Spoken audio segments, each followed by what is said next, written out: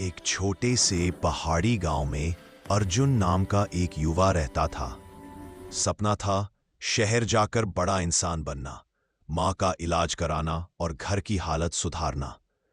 लेकिन गरीबी और जिम्मेदारियों ने उसे कभी गांव से बाहर नहीं निकलने दिया।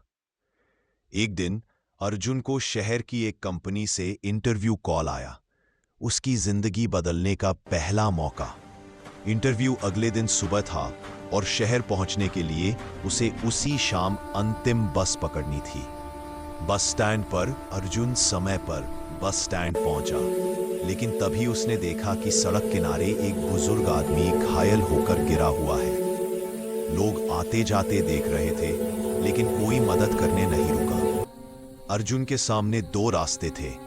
एक, बूढ़े की मदद करे लेकिन बस छूट जाएगी। दूसरा, बस पकड़ ले और अपना सपना बचा ले।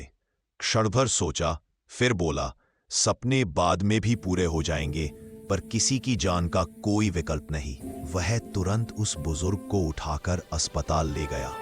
इलाज कराकर बाहर आया तो अंधेरा हो चुका और गांव से शहर जाने वाली अंतिम बस निकल चुकी थी।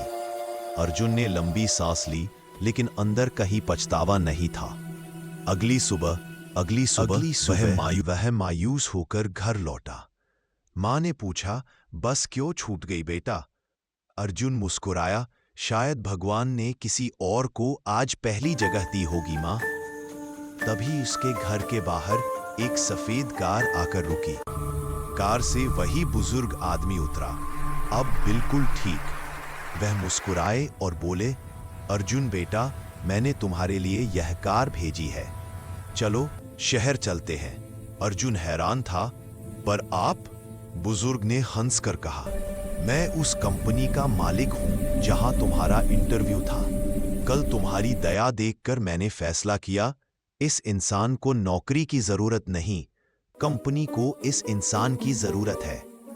अर्जुन की आंखें भर आईं। वह अपनी मां को प्रणाम कर कार में बैठ गया और उस दिन उसकी जिंदगी सचमुच